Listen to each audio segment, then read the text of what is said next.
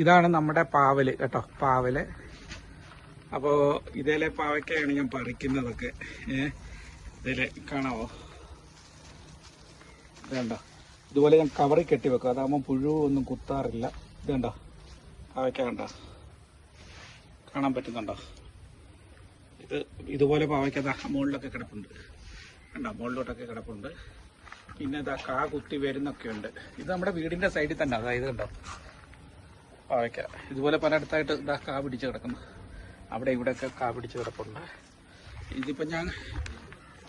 ഇതിപ്പോൾ ഞാൻ കുറച്ച് പാവയ്ക്ക പറിച്ചു ഞാൻ കുറച്ച് കറി വെച്ച്. അതാ നമ്മുടെ ഇത് വഴറ്റിയിട്ട് നമുക്ക് എന്താണ് അങ്ങനെ കറി വെക്കാൻ പറ്റും, പിന്നെ തോരൻ വെക്കാൻ പറ്റും. പിന്നെ അതുപോലെ തന്നെ ഞാൻ മുമ്പേ കാണിച്ച കണക്ക് അത് വറക്കാനായിട്ട് നമുക്ക് വെയിലത്ത് വെച്ച് ഉണക്കി അങ്ങനെ എടുക്കാം. അങ്ങനെ പാവയ്ക്ക കൊണ്ട് ഒരു പിടി കാര്യങ്ങളുണ്ട്. പാവയ്ക്ക തീയൽ നല്ലതാണ്, പാവയ്ക്ക തോരൻ നല്ലതാണ്, പാവയ്ക്ക മെഴുക്ക് വരട്ടി നല്ലതാണ്, പിന്നെ വറക്കുന്നത് നല്ലതാണ്. അപ്പോൾ അങ്ങനെയുള്ള കുറേ കാര്യങ്ങളൊക്കെ ഇതുണ്ടോ. ഇതുപോലെ 2-3 ചുവടുണ്ട്. നമുക്കൊരു വീട്ടിൽ ഒരു ചുവടുണ്ടെങ്കിൽ അത്യാവശ്യം നമുക്ക് പാവയ്ക്ക കിട്ടും. അതായത് നമുക്ക് കറിക്കുള്ള കാര്യങ്ങളൊക്കെ ഒരു വീട്ടിലേക്കുള്ള കിട്ടും. അപ്പോൾ ഇതിന് നനവൊക്കെയാണ് ഏറ്റവും പ്രധാനമായിട്ട് വേണ്ടത്. നനച്ചു കൊടുക്കണം, അത്യാവശ്യം നല്ല നന ഡെയിലി നനയ്ക്കണം പച്ചക്കറിയൊക്കെ. കാരണം ഇപ്പോൾ ചൂട് കാലമാണ്, ഉണങ്ങാതിരിക്കാൻ വേണ്ടിയിട്ട്. പിന്നെ അതുപോലെ തന്നെ നല്ല വളം കൊടുക്കണം, അപ്പം ധാരാളമായിട്ട് ഉണ്ടാകും. അതാണ് ഇതിൻ്റെ പ്രത്യേകത. പച്ചക്കറിക്ക് നല്ല നനവും വെള്ളം കൊടുക്കുകയും വേണം, അതുപോലെ തന്നെ നല്ല വളവും കൊടുക്കണം. അപ്പം നല്ല നമുക്ക് ആവശ്യമുള്ള വീട്ടിൽ ഒരു ചുവടുണ്ടെങ്കിൽ നമുക്ക് ആവശ്യമുള്ളത് വീട്ടിലേക്കുള്ള നമുക്ക് കിട്ടും. നമുക്കിപ്പോൾ 2-3 ചുവടുണ്ട്, നമുക്ക് ആവശ്യമുള്ളത് നമുക്ക് ഇതിൽ നിന്ന് തന്നെ പറിക്കാൻ പറ്റും.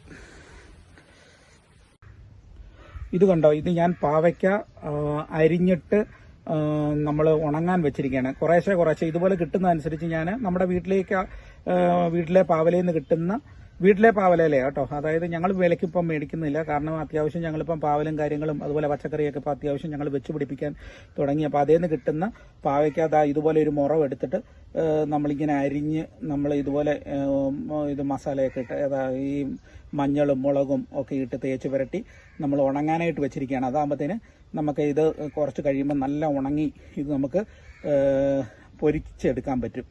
നല്ല ടേസ്റ്റാണ്. അപ്പോൾ നമ്മുടെയൊക്കെ നല്ല വീട്ടിലെ നമുക്ക് പാവയ്ക്ക വറുത്തത് നമുക്ക് കഴിക്കാൻ പറ്റും. അങ്ങനെ ഇപ്പം നമ്മൾ വീട്ടിലെ പാവയ്ക്ക അരിഞ്ഞ് മസാലയൊക്കെ കൂട്ടി നമ്മൾ വെയിലത്ത് ഉണങ്ങാൻ വെച്ചിരിക്കുകയാണ്. മുറത്തിനകത്ത് ഇങ്ങനെ മുറ്റത്ത് വെച്ചിരിക്കുകയാണ്. ഇത് കണ്ടോ, ഇത് നമ്മുടെ കറിവേപ്പാണ്. കറിവേപ്പ് ഇങ്ങനെ 2-3 സ്ഥലത്തുണ്ട് നമുക്ക് കറിവേപ്പ്. ഇത് നാടൻ കറിവേപ്പാണ് കേട്ടോ. ഇതുണ്ടോ, ഇത് നാടൻ കറിവേപ്പാണ്.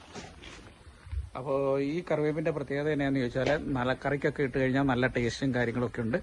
കാരണം എന്താ വെച്ചാൽ നമ്മൾ പുറത്തുനിന്ന് വാങ്ങുമ്പോൾ ഒരു വിഷമൊക്കെ തളിച്ചിട്ട് കൊണ്ടിരുന്നതായിരിക്കും. ഇതാകുമ്പോഴത്തേനും നമുക്ക് ആവശ്യമുള്ളത് നമുക്ക് വീട്ടിൽ തന്നെ ഉണ്ടാക്കിയാൽ, ഇപ്പോൾ ഈ പറഞ്ഞ ഏത് കറിയുടെ കൂടെയും ഏത് കറി വെച്ചാലും അതിൻ്റെ കൂടെ ഈ പറഞ്ഞ ഇതിൻ്റെ 2 തണ്ട് 3 തണ്ട് കൊണ്ടുവന്ന് ഇലയെടുത്തിട്ട് അത് പറിച്ചെടുത്തിട്ട് നമ്മൾ കറിക്കകത്തിട്ടാൽ നല്ല ടേസ്റ്റാണ്. അപ്പോൾ എല്ലാവർക്കും ഈ വീഡിയോ ഇഷ്ടമായി ഞാൻ വിശ്വസിക്കുന്നു. അപ്പോൾ ഇന്ന് നമ്മൾ പറഞ്ഞത് പാവലിൻ്റെ കാര്യമാണ്, അതിൻ്റെ കൂടെ കറിവേപ്പിൻ്റെയും കാര്യം പറഞ്ഞു. കാരണം കറിവേപ്പ് എന്ന് പറയുന്നത് നല്ലൊരു ഔഷധ ഗുണമുള്ള ഒരു സസ്യമാണ്. അപ്പോൾ അതിൻ്റെ ഇലയെടുത്ത് ഏത് കറിയുടെ കൂടെ ഇട്ട് കഴിച്ചാലും നല്ല ടേസ്റ്റ് കൂടും, ഇരട്ടി ടേസ്റ്റ് ഉണ്ടാവും. അതുപോലെ തന്നെ ഈ പറഞ്ഞ കണക്ക് നമുക്ക് പാവയ്ക്ക ശരീരത്തിന് ഏറ്റവും ഗുണം ചെയ്യുന്ന ഒരു പച്ചക്കറിയാണ്.